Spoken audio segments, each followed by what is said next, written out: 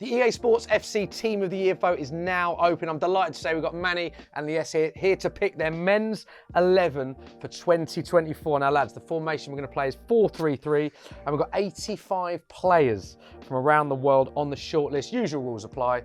You've got to bring a name to the table for each position. If you agree, happy days. If you don't, we'll go with the best argument that is brought forward. Understood? Understood. Looking forward to this? I am looking forward to it. First up, goalkeepers. Who are you going for, Lyés? It's been a bad year for goalkeepers. I can't lie. I'm Straight looking at the elite level. I don't think there's really been a huge standout like in previous seasons. However, if I have to pick one, I think Emi Martinez has had a really good campaign. And I think for Argentina in particular, at the Copa America was a huge part of that. Some big penalties saved, some big performances. Argentina were really good defensively. I'm going with Martinez. Yeah, Copa America team of the tournament, won the Yashin Trophy as well, and of course they won Copa America.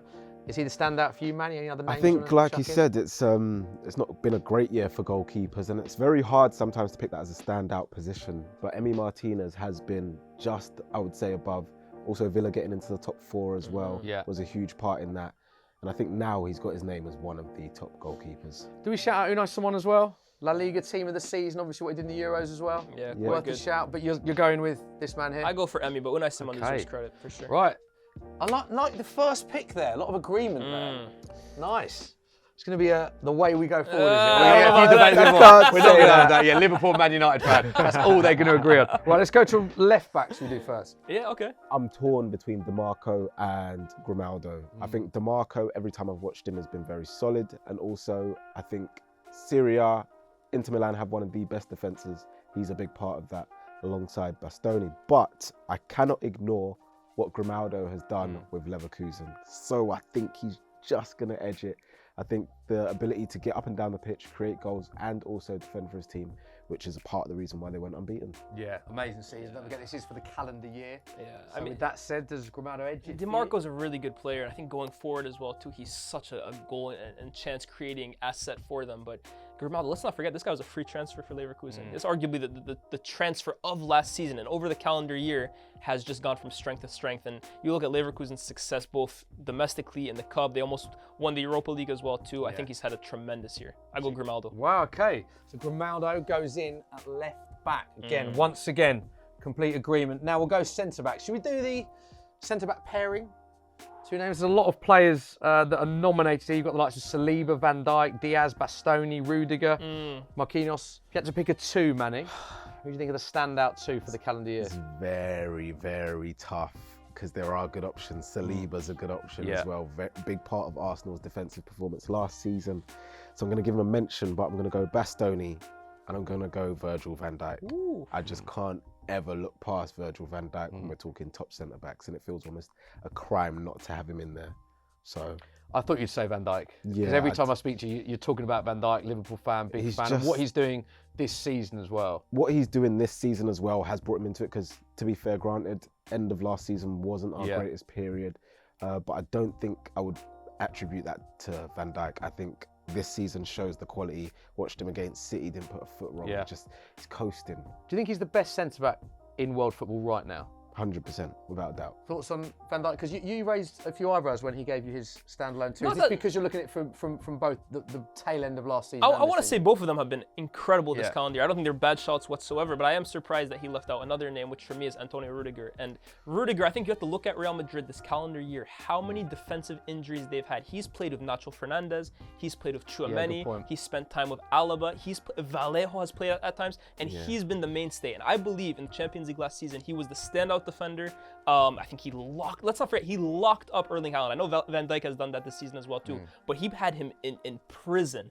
And I look at the league success he had as well too of Real Madrid. I just look at the instability defensively that Real Madrid had. He was the mainstay. Yeah, so La for Liga me, winner, Champions League winner as well. He has to be there. Now, Bastoni and Van Dijk, I think it's a toss-up. Bastoni obviously has the silverware.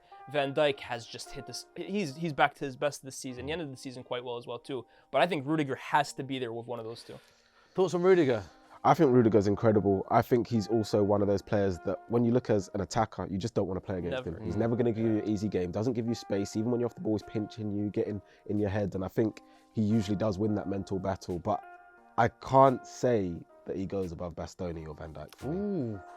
Yes, you're not happy. For me, he is the guy, and then you put another one next to him. number I I would give it to Van Dijk because I just think this season he's hit such a crazy level. But then Bastoni has the whole calendar year. But I gotta give Rudiger, man, what he did last year. I don't think Real Madrid win the Champions League without him. Honestly, I would go as far as saying that. Wow. Yeah. So do we compromise on Van Dijk and Rudiger then? I will go Van Dijk and I'll give you one. Okay. You happy with that? You happy with that? Yeah. I don't think Lyés would have been happy if you hadn't have had Rudiger has in to be there, man. So let's Incredible get the placements, season. let's get the placements right. There we go. Strong team so far. Let us know what you think in the comments of the team so far as we are building it. Let's go to right back. Lyés, let's come to you first this time. For your right back. I'm going with Rudiger's Real Madrid teammate. I'm going with Dani Carvajal. Again, big part of Real Madrid's success. Actually scored in the final against Borussia Dortmund, but he is just, for me, the epitome of consistency and really like a consistent 7 out of 10 level at minimum. And then he carried that into the Euros as well, too. Such strong performances at right back for Spain. Was, for me, one of the best right backs on the planet. And you've seen his injury since he went out for Real Madrid. Real Madrid have really missed him. And I think that's the reason why they might be after another one this season. We spoke about Leverkusen earlier. We've got to shout out Frimpong because of the season that he had back end of last season. Or was it Trent as well? Yeah. Do you chuck in there? I mean, I understand the Carvajal shout, but I feel like Carvajal was better the year Real Madrid beat Liverpool in the Champions League than this year previous. I think the only difference is he's won more silverware this year. Some people are saying, oh, Carvajal, all of a sudden he's in the talk for Ballon d'Or and stuff like that. That was crazy. That to me was insane, but I think that that's was what... No chance am I saying a right back for Ballon d'Or. That's what happens when your team's winning trophies. And obviously, I'm not saying that he's not played a big part for Madrid, but I think with what Leverkusen did again, I'm going to go Frimpong to go Grimaldo. I think it's only right. He only lost one game in all competitions in 23-24, so that's last season for Frimpong with the year that Leverkusen had. Are you happy to concede for Frimpong? You're not? I'm not, no. Not at all? Not on this one. Nah, for me, I look at the Euros as well too. Frimpong was not a fixture in the Dutch team whatsoever. He wasn't trusted in that position. Dumfries was, where again, Carvajal carried his form at Real Madrid into the Euros and was a massive part of Spain's success as well too. We said if it was time, best argument might win. It's not a bad counter argument that from Lyés. Have you got anything back, Manny? I just think you have to, for this one, you have to look at the output and the achievement that Leverkusen team did unexpectedly, and the level everyone was looking. Are they going to lose a game? Are they going to lose a game? You look at the score sheet, it's Frimpong. You look at the assist, it's Frimpong. Like, I think that he might edge it. But Frimpong in a back four Frimpong. I know we're talking about, we're just talking about. We got the tactics board out here. If we're going to tactics and that, then it's a different game, obviously, because Grimaldo might not make it. Yeah, I'm joking. But, nah. I mean, I think it's up to the judge then. What do Are you happy to concede for Carvajal there? I think that's some good counter arguments from I will Lyés. concede. I'll just give He's the happy Euros to concede. and the Champions League. The Euros shout from Lyés has got it. Let us know what you think of that one. Good debate that, Carvajal or Frimpong. You've given him one, so maybe you might give Manny one if there's any disagreement going ahead. I'm feeling generous. All right, let's go to DMs then. Is there a standout name when you look at this calendar year? Now, I know he's injured now, but I suppose that's all the more reason that he's nailed on. Ballon d'Or winner Rodri. When you look at how good Man City and Spain, of course, were with him, and you look at Man City without him, surely Rodri is nailed on. Rodri is. It is. Yeah, we can agree there. We're not going to argue. I don't think we even need to debate it. His quality is clear. He's the best player in his position. Worthy of the Ballon d'Or for you?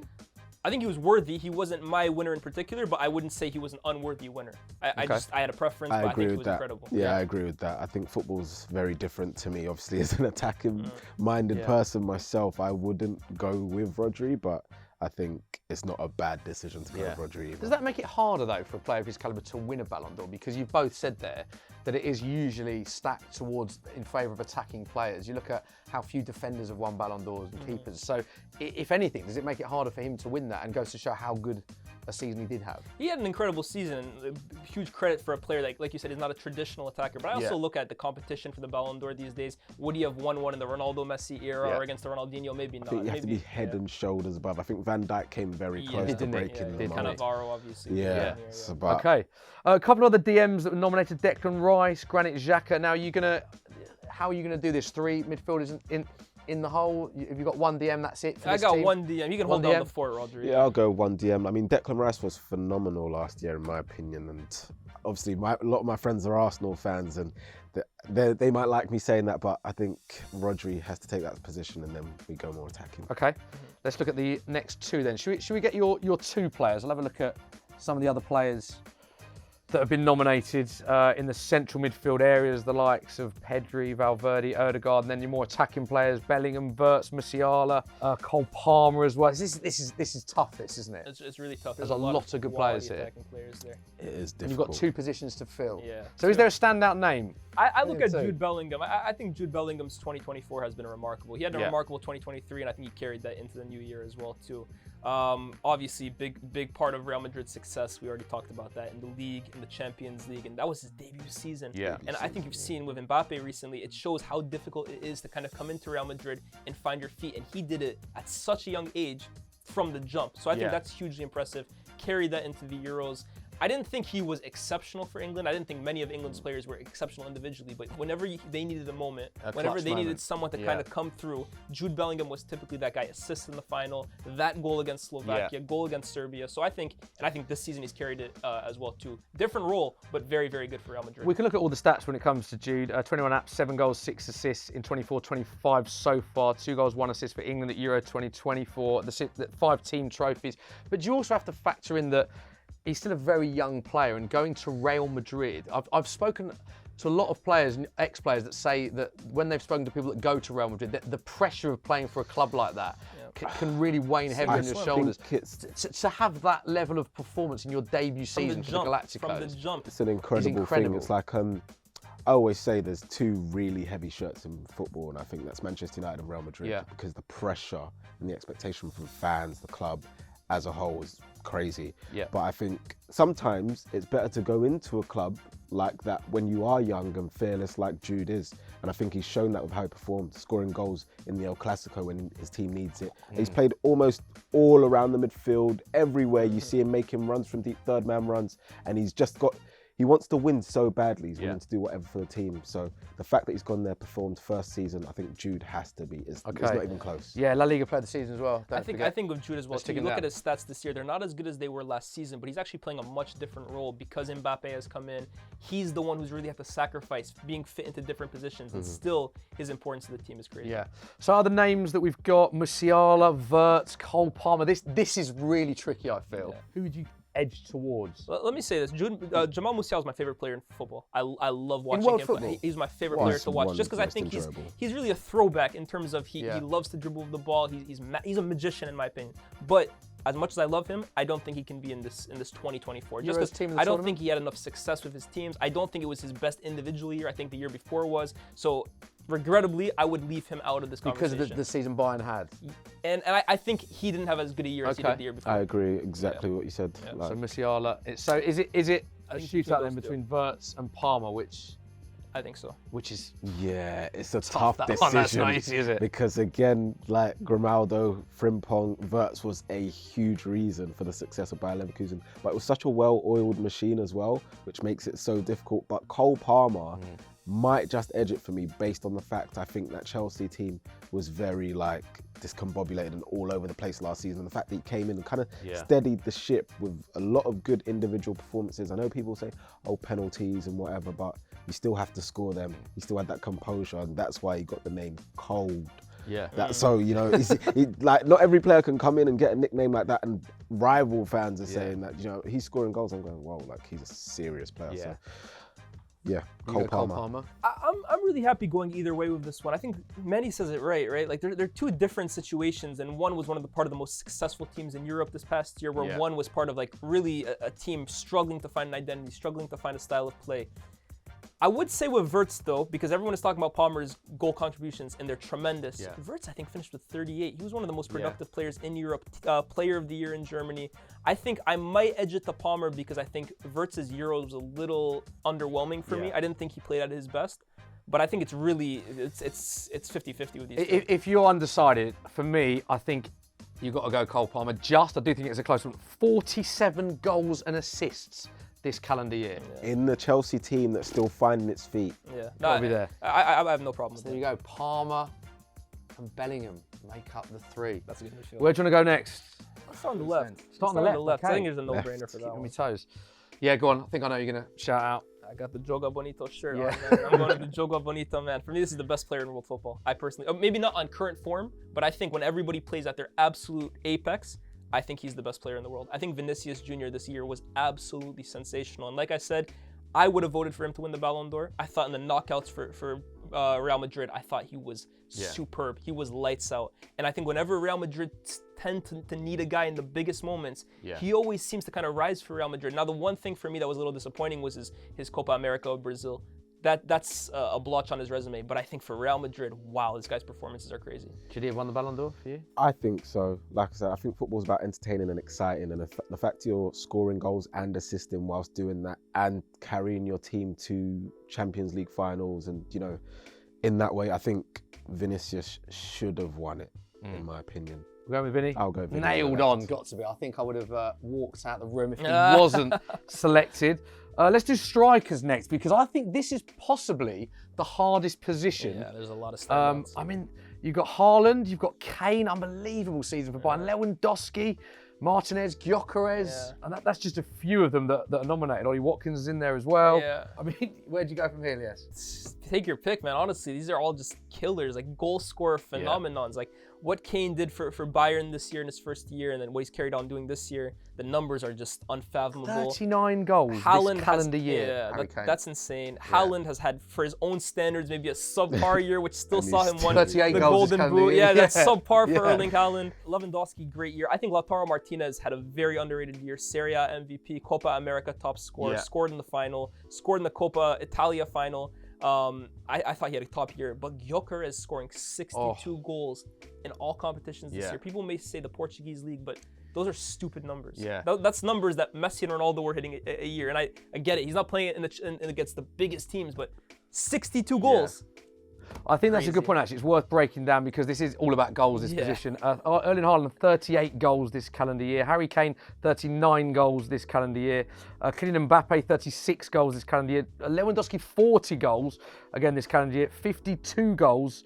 Gyökeres, most goals in the calendar year for him. I think for club and country, Ademola Lookman nominated as well. Ollie Watkins. I mean, where do you sit on the strikers debate? I'm glad I don't have to make this decision. I mean, strikers are paid to score goals, right? And you kind of have to go with who's got the most goals. Gyökeres, what he's done is incredible. The fact that he's been able to score that many and also be that impactful for his side, and people will say, it's the Portuguese league or whatever, but the fact that he's still been able to do that from where he's come from, to show that he can do that. He did it against City as well, if you want to compare you can't do it against higher opposition.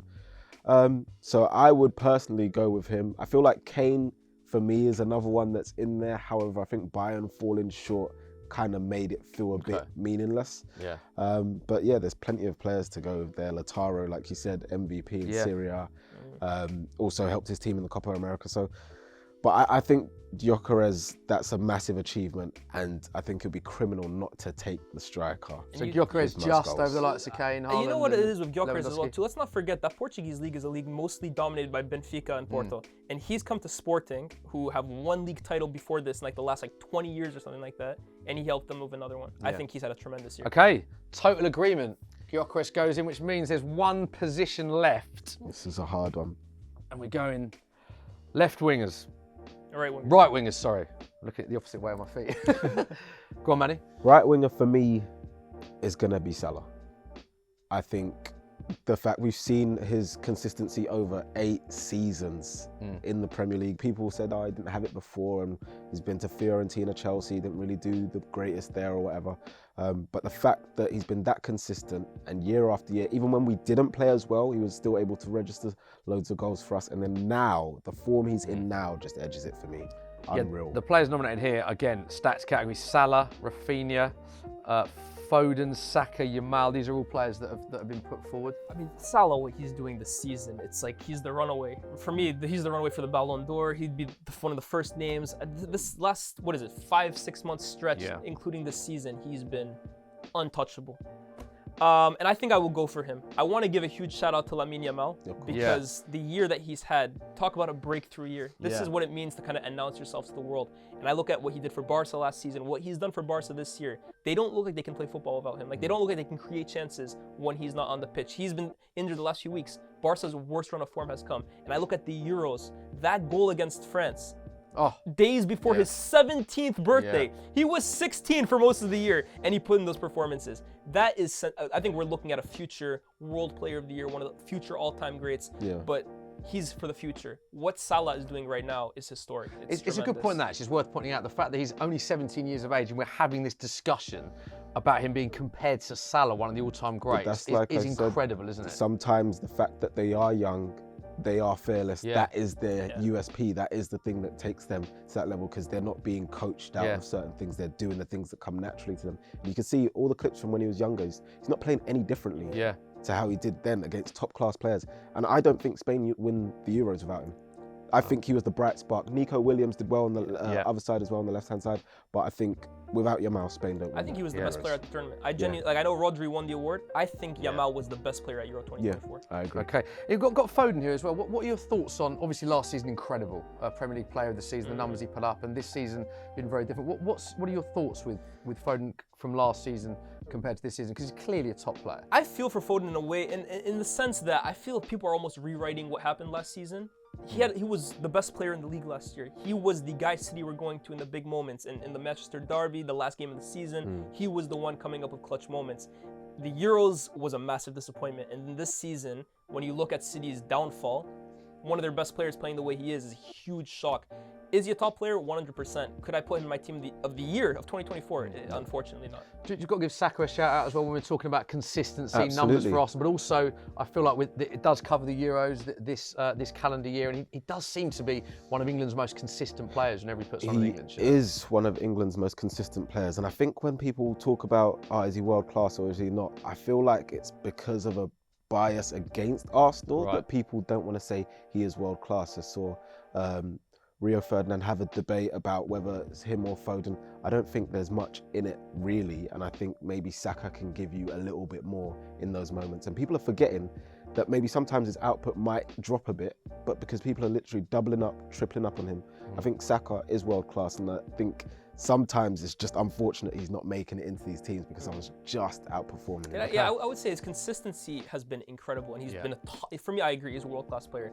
I just don't, has he hit the heights that Yamal and Salah hit this season? I don't necessarily think so. Okay, which means Salah takes it. Lads, let's lean forward, get your thoughts on that team. You pretty happy with that overall? I think it's a top team, man. Yeah, is that because you picked it? Yeah, it's not bad, huh? Okay. I'd love to manage it. Couple of question marks for you. Yeah. The defence. The defence. Well, let us know what you think. Let us know in the comment section what you think. And don't forget, you can cast your own vote. ea.com/TOTY.